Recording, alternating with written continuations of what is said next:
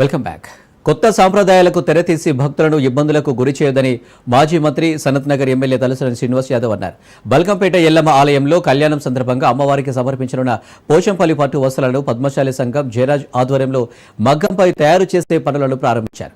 వస్త్రాల తయారీకి ముందుకొచ్చిన వారిని ఆయన అభినందించారు. ముందుగా ఎల్లమ్మ అమ్మవారిని, పోచమ్మ అమ్మవారిని దర్శించుకుని పూజలు నిర్వహించారు.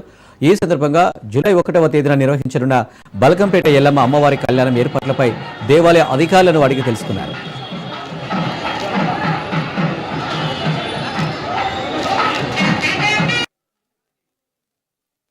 కోట్లాది మంది భక్తులు లక్షలాది సంఖ్యలో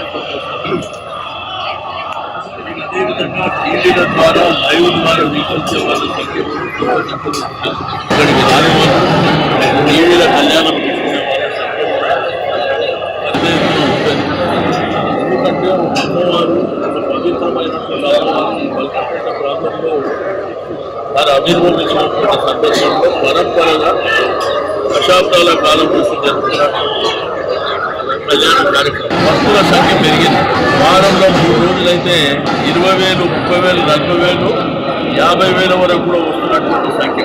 రెండోది ఆదాయం కూడా బ్రహ్మాండంగా పెరిగినటువంటి.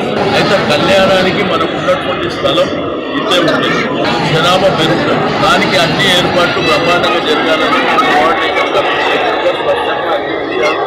అన్ని డిపార్ట్మెంట్ అధికారులు చెప్పారు.